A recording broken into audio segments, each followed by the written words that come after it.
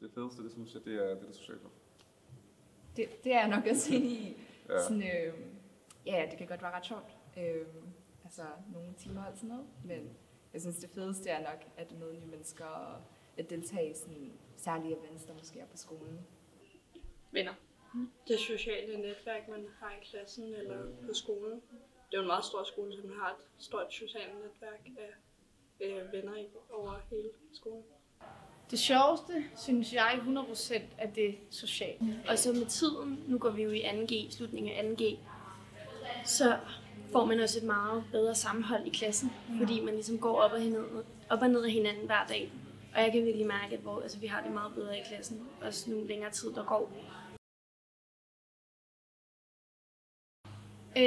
Det tror jeg kan være i de perioder, hvor der er rigtig mange afleveringer, og det er faglige nogle gange. Altså det kan være rigtig drænende. Altså der er jo regler for, at man kommer at have 10 elevtimer om ugen, men hvis der er 10 elevtimer om ugen et par uger i streg, så kan det godt være lidt hårdt. Ja, meget hårdt, og hvis man gerne vil nå at være social også. Og sådan og fritidsarbejde og sådan der. Ja. Nogle gange kan det godt være lidt stressende. En del være lektier, afleveringer. Ja, det kommer virkelig an på, hvordan man har det, ikke? Ja. Fordi nogle gange så har man altså også virkelig mange lektier og afleveringer, og så er det bare træls.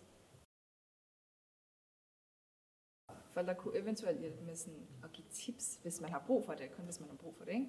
Altså spørge, hvordan går det egentlig med sådan at nå det hele? Og så hvis det er lidt svært, måske lige give tips, sådan, start lige en to-do-liste, eller brug lige en kalender, ikke? Fordi at det hjælper virkelig.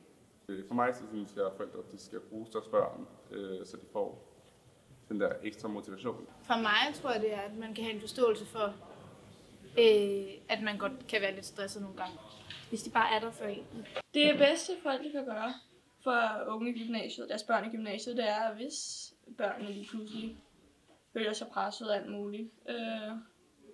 Og tage en snak med dem, og så se, hvordan de kan hjælpe med det her barn her, så de kan få en bedre skoledag, end bare stress eller pres.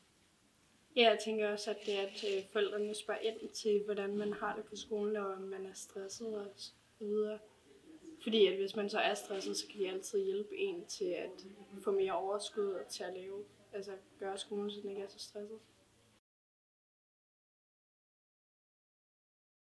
Altså, for mig tror jeg meget, det handler om, at man skal kunne lægge skolearbejde væk. Så for eksempel sådan noget som at være sammen med andre mennesker, så man kan tænke på noget andet. Og så er det også noget, vi har snakket meget om, at man ligesom, når man kommer hjem fra skole, får lavet ligesom de lektier eller de afleveringer, som man skal have lavet den pågældende dag, og så kan man ligesom tage fri. Min hverdag går rigtig meget ud på lektier og skole.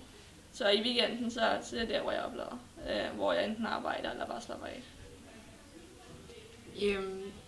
Jeg laver altså ikke lektier lige når jeg kommer hjem fra skole. Det laver jeg nok lidt senere, så man lige kan nå at oplade, når man kommer hjem fra skole, før man laver lektier.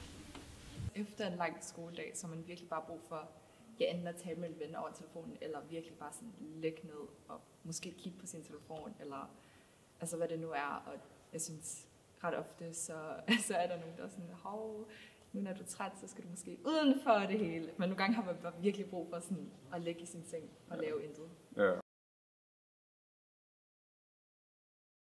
Nu har jeg en ældre søster, der sådan klarer sig virkelig godt i skolen. Og jeg tror, jeg havde sådan en periode, hvor det virkelig, det lå hele tiden i mit baghoved. Men jeg tror, at den måde forældre kan hjælpe, jeg tror, det er bare om måske at have den samtale, fordi det er ret svært, og det er ret stressende. Så bare sådan, det at ens forældre ved, at man har det sådan, er faktisk ret dejligt. Hvis det er, at man oplever ligesom en store søster eller bror får mega meget anerkendelse for deres arbejde, fordi de får 12, 12 og 12, og man så måske selv føler, okay, jeg er ikke lige så glad for skolen, jeg er ikke lige så motiveret, men jeg får 4 og 7, og så ens forældre så bliver sådan, så tror jeg bare, at det, at forældrene siger, ej, det er stadig godt, så får man ligesom den der, okay, jeg er stadig god nok.